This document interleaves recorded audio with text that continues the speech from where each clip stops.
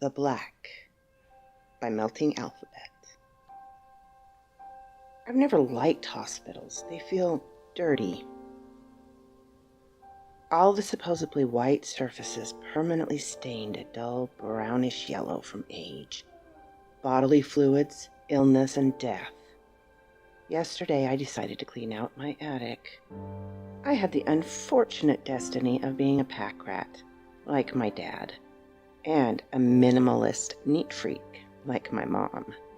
This dynamic of their vastly different lifestyles would converge like water and oil, never mixing, but instead bumping up against each other, frustrated with the inevitable resistance from the other side. They would fight while I turn up the small television in the living room in an attempt to drown them out. However, when those opposing forces exist within the same person, there is no way to release that friction. After hours or days, my parents would come up with a compromise. My dad would promise to get rid of some stuff, and my mom would buy a new bookcase or other organizational system to try and sort his mess and make the house more livable for everyone. I, however, have a mental breakdown that involves throwing everything I own onto the floor and then reshelving each item in what my delusional mind convinces me is a better organizational system. My love of stuff and my hate of clutter try to live at peace with compromises for no one. Some days I'll wake up and feel as if I'm going to suffocate under all my shit. Some days I wake up and relish the full and interesting life around me, how each item and book tells another story, completely unique to myself. Cleaning out the attic has always been my least favorite household chore. I take spring cleaning very seriously, and so it needed to be done. Yet the attic is my stuff's safe space, a place where odds and ends that don't fit neatly on my shelves can still have a home. Yet walking up into that cluttered, dusty, filled to the brim space always makes my heart feel heavy and claustrophobic. I took a deep breath and exhaled, reminding myself that once I started working, I'd get in the zone and feel better. An hour later, I groaned against the strain of lifting a heavy box of books and moving it to my large tower of must-keep boxes. You never throw out books. The box dropped with a heavy plop, and I heard a small thud behind it, something muffled in comparison. I craned my neck, and I looked behind my tower of boxes and saw a white, worn book, face down on the dusty floor. I recognized the tear on the top right corner of the now more off-white than white cover, and the large crease at the bottom. It was my cherished copy of J.D. Salinger's Franny and Zoe. Using all of my upper arm strength, which isn't much, I pushed the tower, allowing me access to the dropped artifact from my youth. My hand reached for the book, and I stopped, hovering just inches from its cover. At the side of the attic, where the roof met the floor at a sharp angle, was a large, black mass. I stayed there, hand extended towards one of my most prized possessions, mouth agape. The black, whatever it was inherently disturbing. It didn't look like mold, at least not any I knew of. Instead of spreading out like mold or fungus, this blackness was very much clumped together. It was as if it was simultaneously one organism and made up of hundreds of individual pieces. The closest thing I can compare it to is used coffee grounds. It looked dry, but also wet, and it looked like it was moving. I shuddered and grabbed the book, holding it to my chest protectively. The black looked almost like a swarm of ants, but it also didn't.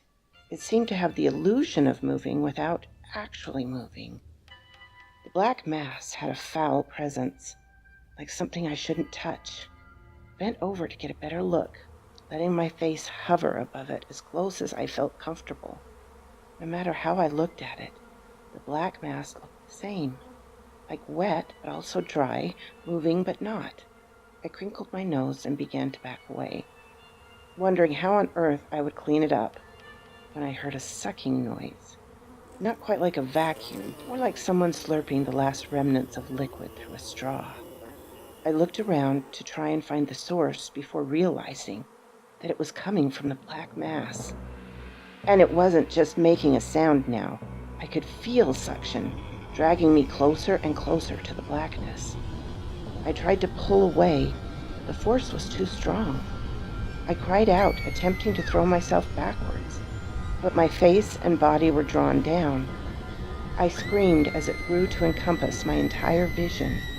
Soon everything was black and grainy and damp. My face was being drawn forward until it was mere inches from the black.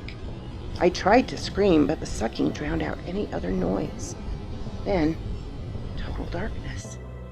The blackness filled my mouth and my lungs, yet did not suffocate me. I tried to blink, but I could no longer tell when my eyes were closed and when they were open. My existence felt heavy and thick, like I was wrapped in blankets that were being absorbed into my very being. And then it stopped. Stunned, I blinked at the blinding light above me. I was standing in the waiting room of a hospital. It looked vaguely familiar, which I brushed off, assuming it just looked like any other hospital, when my heart stopped.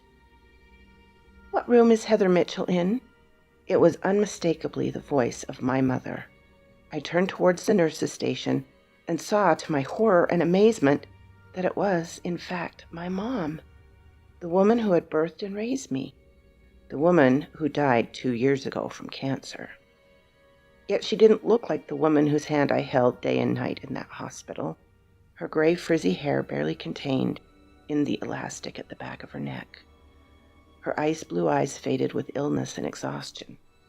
She looked upset, but a healthy upset, not like that long year through chemotherapy. I stared at her, tears welling up in my eyes. I went to take a step towards her when I saw the young girl standing at her side, the top of her head barely reaching my mom's ribcage. It was me. It was me when I was a preteen. My face stained white with tears, my cheeks still damp. I realized why the hospital looked so familiar. It wasn't because it looked like every other hospital. This was the hospital my grandmother died in when I was 12, 24 years ago. I remembered this day, the day my grandmother finally passed away. I watched my mother and I walk into room 802, hearts heavy with the knowledge of the inevitable. I stared at the door, dumbstruck. How could this be? How could I be here? Like a flash, the memories came back to me. I remembered walking into her room, the bodily smell of age mixed with Lysol, shit, and bleach, assaulting my nostrils. My grandmother lying on the bed, her eyes open a sliver, her gray pupils staring up at the ceiling, unaware of the 2 people crying by her bedside. I looked down at Franny and Zoe in my hands. The novella was given to me on this day by a stranger. The stories that had gotten me through the death of my grandmother, the struggles of being a teenager, the harsh truths and realizations of suddenly finding myself as an adult, and finally, the death of my own mother.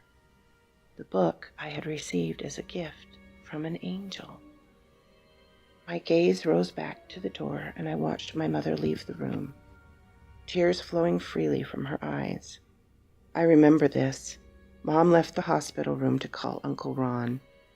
That was when the angel came in. An angel, I suddenly realized, that looked a lot like 36-year-old me. Filled with the knowledge of what I had to do, I walked towards the room. The nurses ignored me as I passed their long, circular desk, busy with their own tasks. I held back tears as I passed my mom, now speaking in hushed tones to my uncle, her voice thick with sorrow. I stepped into the room. I couldn't help but stare at my grandmother, the woman who taught me how to bake, how to stand my ground, and how to write. I felt eyes staring at me and turned to the younger version of myself. Her eyes were rimmed with the thin, saturated red of pain and loss. I knelt down so that we were eye to eye. "Hi, Mary," I said softly. Younger me wiped her cheeks with the sleeve of her shirt and sniffled. I smiled sympathetically and held out the book.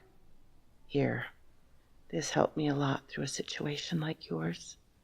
She took it hesitantly, never taking her eyes from mine. I opened my arms wide and, despite not knowing who I was, I leaned into my embrace and I squeezed her tight. I remembered this moment. I remember feeling comfortable in this stranger's presence. That's why I thought she was an angel, because she felt like an angel. "I know this is really hard right now, but it will get better, I promise. Read the book." I kissed the top of the head and pulled away. She looked down at the deeply loved cover in her hand, and I remembered how I took care of that book, as if it were precious, for 24 years, starting today. I walked out of the room, tears burning my eyes. I thanked whatever power got me there, that let me tangibly support myself. It made me feel better. It made me think about the day before, about going into another hospital, similar to this one, yellowing at the edges. My doctor's sympathetic face as she told me I had breast cancer. That without chemotherapy, I only had 6 months to live, but that it was my decision how to proceed.